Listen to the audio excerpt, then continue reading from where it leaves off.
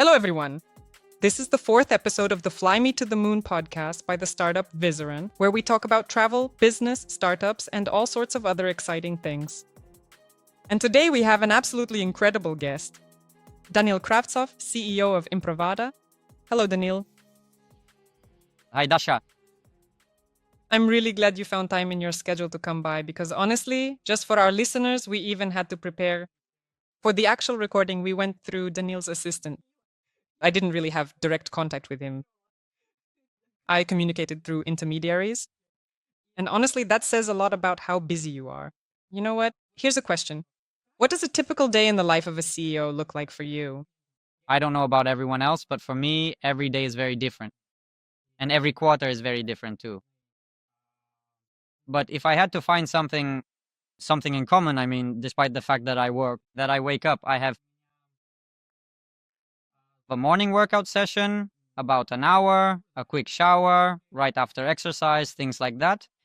Then I immediately have a lot of calls, since I'm in the Bay Area and most of the team is in Europe, in a different time zone. So I have a lot of calls in the morning. Usually they go on until about 3 in the afternoon. After that, I have time for my own tasks. That is, I do something myself. Lately, I've been doing a lot of cloud coding, wipe coding, all sorts of things like that, running experiments. Then the kids come home from daycare, I hang out with them, then they go to bed, and I go back to wipe coding until late at night. Well, something like that. But actually, it's not every day, it's just been like this for the last few quarters. Well, Actually, quite a lot. The fact that you measure time in quarters says something about you because, for example, I don't do that. But then again, I'm not a CEO. How did you become a CEO? How does one become a CEO? you could say I've never really worked as an employee. In my first company, I was the CTO, and in a sense, I was a co founder there. At least that's how I felt. It was all verbal, not legal. It was a gambling business, a very unique industry, and I became a CEO. After that, I launched my first company. And then I had three more companies, and I was the CEO in all of them. How do you become one? Start your own startup, and you'll become a CEO. Of course, there are also hired CEOs. I don't know how to become a hired CEO. I think that's a whole separate group of people, hired CEOs. Yeah, true. And Yeah, that's right. You launch a startup. At least that's the kind of CEO I am. That's my style. I find the biggest problem in the business. Why do I work in quarters? Every quarter, I identify the biggest problem in the business, and then I solve it.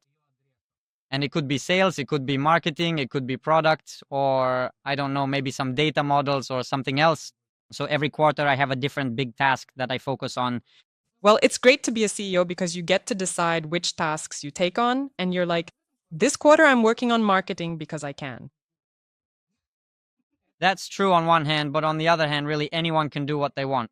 I think that if you're a marketer, you can choose what you want to focus on within marketing. Yeah, that's true. For me, It's great to be a CEO because I like switching my focus. I don't like doing the same thing all the time. So, yeah, I really enjoy it. But for some people, it's the opposite. They don't like it. People don't like constantly changing context. So, here you need to enjoy and be able to quickly switch contexts. In the morning, you're talking about sales. In the evening, about marketing. And during the day, about the product.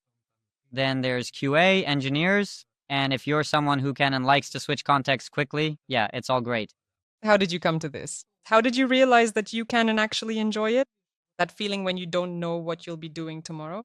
Because I know, for example, a number of people who get extremely stressed out by that, and it's really unpleasant for them. They feel very, really uncomfortable. So, how did you realize that this is your thing?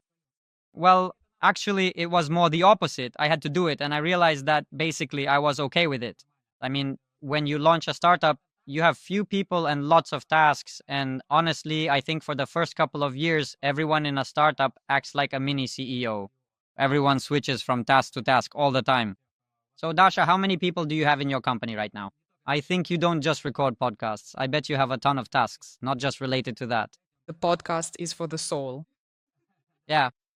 At the early stage, everyone does everything, and then eventually some people specialize and some keep doing everything. I ended up staying in that position. Now would be a really natural time to mention, by the way, that we handle B2B visa automation. If you need anything, feel free to reach out. The link is in the description. But my next question is about your career path. You said you started out as a CTO. And that was right after university? Or how did it happen? Yeah, even while I was still at university, actually. Which university did you attend? Well, my first one was TUSUR, the Tomsk University of Control Systems and Radio Electronics. Actually, in my first year, I already had my own business. In my first year, I was solving programming problems and even wrote a few theses for fifth year students, 3 or 4, I think. I wrote them, I don't even remember anymore. And in my second year, yes, I already started a company. By the way, I just remembered I worked with a programmer there for about 6 months, I think, and then started the company. It was sports betting, betting on sports. A question from people who are always doubting, always second guessing.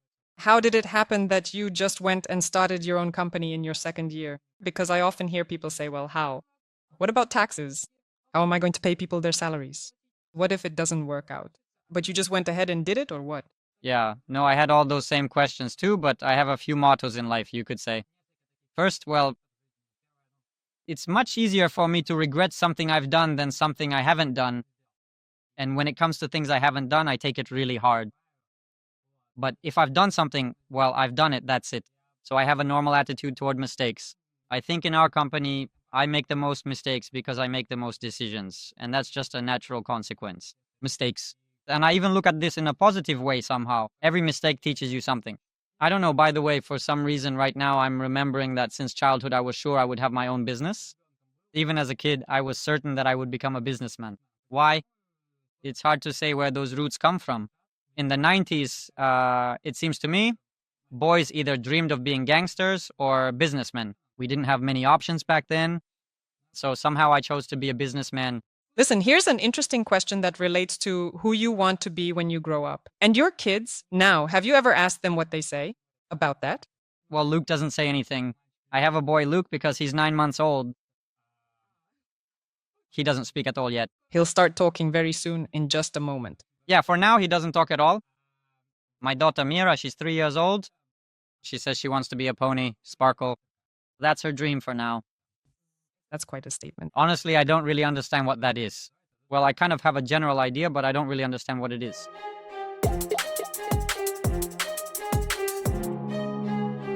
I wanted to ask about AI. You work with AI, right? You do work with artificial intelligence, correct? Well, I both work with it and am friends with it. Yeah, we have all sorts of relationships. Here's my question. Basically, AI is everywhere now. In your startup, do you use it? And if so, how? Well, you already said you vibe code, but I mean more about the company itself. That's it. And what do you think about all of this? Yeah, we use it actively. We have deployed our own agents there. About 3 years ago, I think, since then, this is already the 7th iteration of our agents, and today we're actually rolling out a new version of the agents. I'm doing that in the chat right now in parallel. And yeah, everyone here uses it. A lot of people in the company use cloud codes or cursors, including our entire marketing department. By the way, they really surprise me. They're awesome. Our marketing department, they're cloud coding, they're writing code themselves. They've fully automated SEO, and it's not even the engineers doing it. These are just relatively, technically savvy guys, but more like semi-technical. And they've picked all this up really quickly. So honestly, there's probably no area here where no one is using it. Absolutely everyone uses AI here. Sales, marketing, customer success, and of course engineers and product managers too. Almost all our product people are committed to using it in production code. So it's actually hard to say where it's not being used. It's used for everything. For example, all our calls are recorded and analyzed. We have these agents that are connected as well. That means I can ask our agent absolutely any question about the business. I can ask, for example, what risks there are with this client. It will go and analyze calls, Jira tickets, correspondence, all our documents, and then give me a very detailed answer based on all of that. And I've noticed that, in fact, I've started assigning tasks more often. The tasks that I used to give to people, engineers, or analysts, I now more often assign to the AI because it understands me better. I tested this at the initial stage. I gave the same task to both the EI and a person, and the person would come back to me the next day with questions, while the EI would most often just do it and understand. And if it didn't understand, then it simply didn't understand.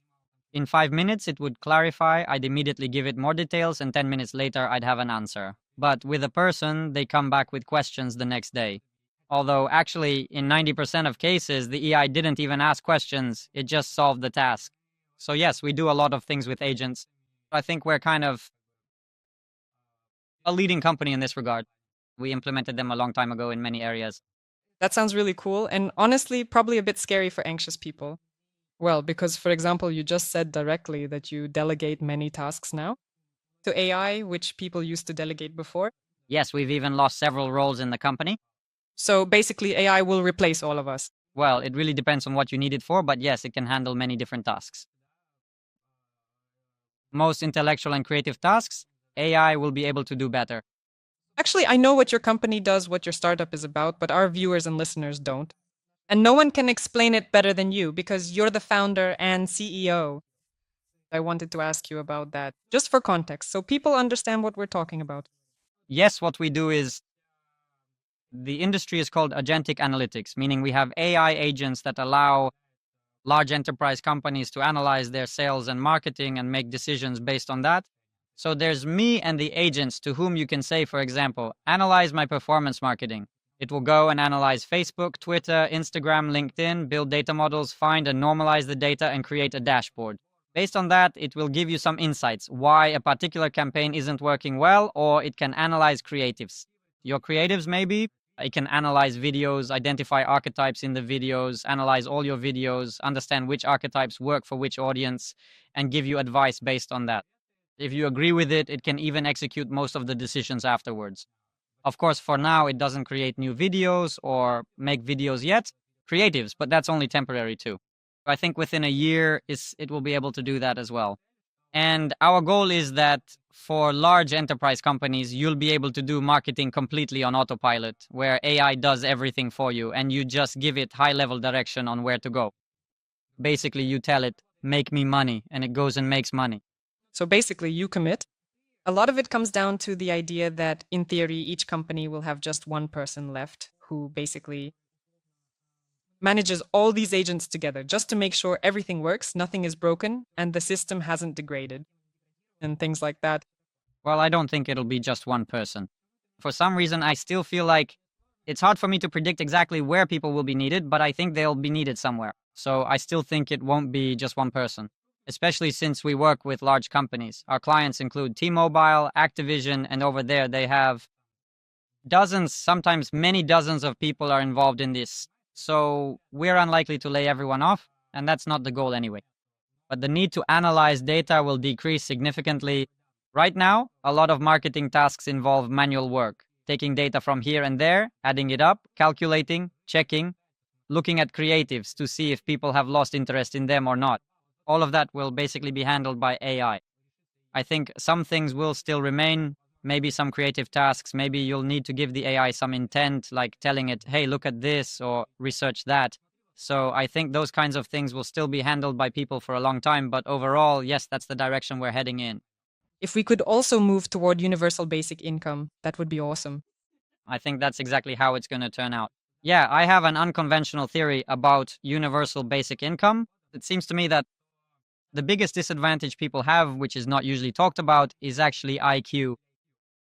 And we think it's normal that if someone is missing an arm or a leg, we pay them some kind of disability pension. Well, disability is a bad word, it has a negative connotation. But obviously, people have different IQs, and in my opinion, we should pay the same kind of support, not call it disability, but something else, to people with low IQ. We should also provide payments because if your IQ is, say, around 80, in reality, you just can't find a job in today's world. It's simply impossible now. And unfortunately, that threshold will keep rising. So, yes, there should be some kind of payment to people depending on their IQ, and maybe not just IQ. Maybe I would also consider, for example, conscientiousness, work ethic. So, it's possible too, if the theory is correct, that conscientiousness is also heavily genetically determined, that you can't, these two metrics, work ethic and IQ, they basically, with a high degree of probability, determine your success. And to a large extent, they're innate, something you can't really influence much. And so here it seems quite reasonable to me to pay people who can't to focus and do something complex in the modern world. Interesting. I also honestly, today is some kind of day of insights. It's something I've never thought about before. But as a person with an IQ higher than 80, I start to feel offended. Like I want to chill too. What the hell? Well, then maybe if you want to chill or maybe your work ethic is low, then you'll get extra pay for your hard work. Because, well, people who have a high work ethic usually don't really want to chill. Well, I like to chill, but I also like to work hard. Well, that's where the balance is. So you could say, I like to chill 20% of the time and work hard 80% of the time. Let me get paid for that 20%. And if you say, I think that's kind of how it should be. Basically, it's a bit of communism slash intellectual communism, let's call it that. Yeah, something like that. Say, but besides intellectual stuff, there's also diligence. That's an important point. From each according to their needs to each according to their abilities, right? Actually, I'd probably get rid of the according to needs part, but I'd definitely keep the according to abilities part. There's something else I wanted to ask about the previous topic. Sorry, let me go back for a second. You said you had 3 companies before you founded Improvado. Did I hear that right? Well, 3 or 4, depending on how you count. I'm just curious, what did they do? Well, the first one, I had a gambling business. The second was a knowledge management system, something like Obsidian or Notion, basically a tool for working with knowledge and documents. It was called Rizoma. The third was RTB Media, which was focused on ad optimization. And the fourth is Improvada. So overall, it seems like you were moving in one direction, a fairly broad one, but still in the same direction. I mean, it's all about working with data, everything related to some kind of structuring, some analytics, simplification. Well, from that point of view, yes, you could say that, yes. And now I want to focus on and have recently been working on aging, on the issue of aging. By the way, just yesterday I won a hackathon on agent in longevity in the field of aging. So my colleague and I won the hackathon there, and I hope that my next business will be in this area. So why didn't you say anything? That's what you should have started with when I asked how you were doing. Congratulations. Thank you. Thank you. Tell us about it. It seems to me that, considering the global trend of population aging, this is truly a goldmine, both in terms of business and in terms of ethical business. Yes, that's my dream. For about 10 years now, I've actually wanted to move into this field. I've been following it for a long time. And the idea is simple. One of my philosophies is that, in a way, I try to be an unbalanced person, and I want my interests, my needs, and my business to be combined. And I believe that sooner or later, aging will become a necessity, and that I should be involved in it.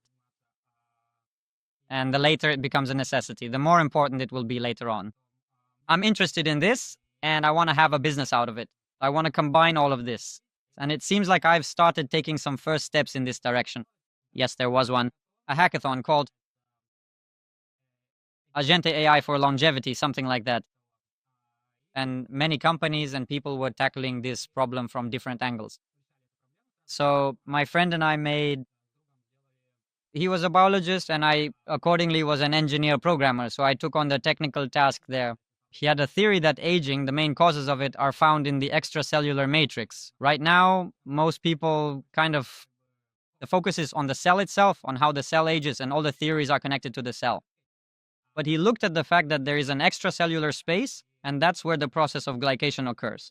Basically, the extracellular space becomes rigid, and because of that, entropy decreases, entropy increases in the cells, and so the cell gradually deteriorates. And so we put together a data set for this at the hackathon, which partially confirmed his theory. And based on this data set, we found a lot of different interesting ideas. Among other things, we even joked that we found the 3 Nobel Prizes there. Of course, all this needs to be validated now, but at first glance, it really seems so. Now, we also have a different perspective on fibrosis and, in a way, a different perspective on aging. But now we need to check all of this to see how relevant it actually is and not just a collective hallucination. Damn, it would be so cool, to find a cure for aging. No matter how much I pretend to be accepting, self aware, and all that, I'm still human. And it would be really awesome to find a cure for aging, especially now while I'm still young. And maybe that would be really cool. Yeah. And so it seems like we've actually discovered something, basically that aging is reversible up to about 50 years old. After that, there are some issues, like it enters a pathological stage and it's not really clear what to do, but up to 50 or maybe even up to 57, well, we also need to double check those numbers. It seems to be reversible, so you still have some time. Thank you. Great. I really liked your philosophy about building a business around something you're passionate about. What else? What else do you like that you could also turn into a business? Because honestly, I really relate to that too. I monetize my quirks. That's just what I call it. I could get interested in almost anything as long as the task is relatively complex. That is, if you have to spend a long time figuring it out, if it's a complex problem and it brings some value to the world, I think I could get interested in anything. But if you're asking specifically about my interests, I like discovering things, hidden meanings in pop culture, hidden archetypes in pop culture. I don't know how to turn that into a business, although actually we do have a product right now. It's about analyzing archetypes in advertising. So maybe something will come out of that too.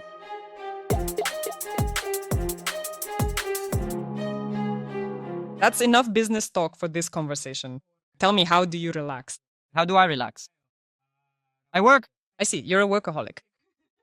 Actually, yes. I mean, well, for example, when we did the hackathon, I was working on Saturday, and for me, that really was a break. So I enjoy it, but in general, I have a boat. I do hydrofoiling. My boat is literally 5 meters away from me right now, and I can go hydrofoiling anytime I want. I like it. You know, hydrofoil, it's like a water wing. So the boat goes, it makes a wave, and you can ride it. Technically, you can do it in the ocean, but you have to drive to the ocean, and I'm too lazy to go there. So when it comes to hobbies, my idea is to pick hobbies that don't require a lot of time investment. That is, if I can do it easily and quickly right here and now. Fortunately, I'm lucky. Yeah, I have a river and a boat in my backyard, and I go hydrofoiling, play soccer, sometimes play computer games with my daughter, meet up with friends. But even when we meet up with friends, we almost always talk about AI. About 80% of our discussions are about that. Actually, that's our only form of relaxation, but yeah, that's how it is. But most importantly, I can't say that I get tired of work, I guess. I get tired maybe of doing the same thing over and over, and I need a change of focus. But honestly, I get more tired from doing nothing at all. That's what really wears me out. I I totally get you, seriously. But okay, do you travel? Not much these days. We have two kids now. One of them is 9 months old.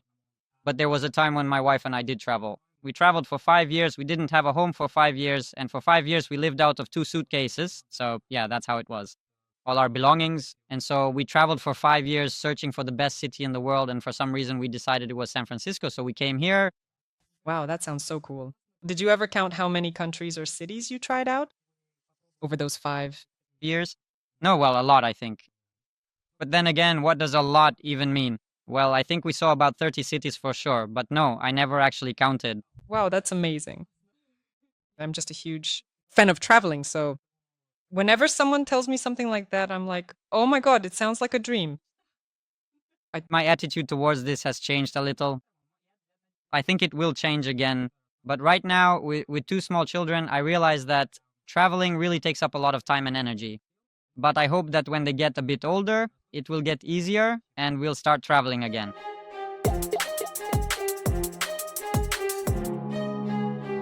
You answered so well and straight to the point that I've run out of questions. I only have one final one left.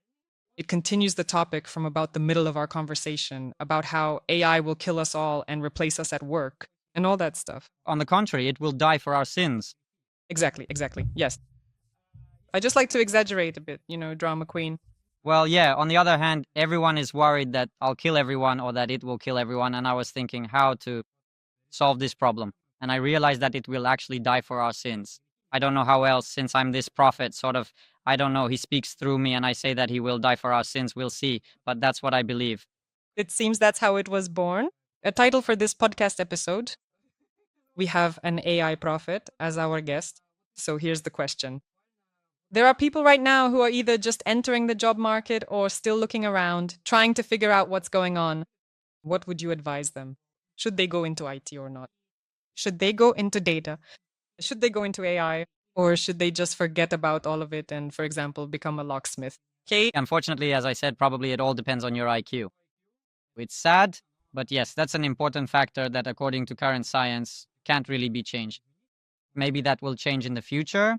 And if your IQ is relatively high and your work ethic is also relatively high, then I definitely recommend going into AI, because what does AI do? It multiplies your IQ. It makes you like 10 times more effective. If you have a high IQ and a strong work ethic, then you basically become like 10 of yourself. And that's why I also believe that there will be a company where one person with a high IQ and strong work ethic will create $1 billion company. That will definitely happen. It's just that they'll be working with 10, maybe even 100 agents. I think that You have to honestly admit where you are right now. If you're on the high IQ side, you definitely need to get into artificial intelligence. It's actually pretty easy now. It's become much easier to do this now. For example, right now I'm watching Stanford lectures, and if there's something I don't understand, I immediately ask about it. The AI explains everything to me by voice as I watch the video. I talk to it like a teacher, and it explains everything to me. It's become so easy now that you don't need to go to any universities or anywhere else. AI will teach you everything. You just need to ask the right questions. So, yes, that's exactly what I would recommend. But if you lack the desire, diligence, or have concerns about your IQ, then what would I suggest you do? Honestly, it's hard to say because it seems like AI is good at both creativity and logic, right? That might be questionable, yes, but It does creativity well if you write a really good prompt. yeah, yeah. Well, maybe then that's the direction to go in. So maybe think about where AI still might not be able to replace people. But then, yes, in that direction, creating something creative, maybe new narratives, while I still haven't been, hopefully won't be replaced anytime soon. On this truly wonderful note, on a note of hope, I want to sincerely thank you for spending more than an hour on this podcast and for joining us here as a guest. Thank you so much. Good luck in your fight against aging. I'm first in line. Please save me a spot in the queue, okay? Honestly, I don't care so much that you can experiment on me. Yeah, the main thing everyone says is that 80% of it right now is just sleeping at least 7 hours, not eating at night, and exercising. And that's basically it. That's really the most important thing overall. That's what we're doing. Then, yeah, then you already have every chance to live a very long life. Yeah, there are chances. The main thing is for it to be a good quality life. All right. Thank you so much. Well, goodbye then. Thank you, Dasha. It was nice to see and hear you. Bye bye.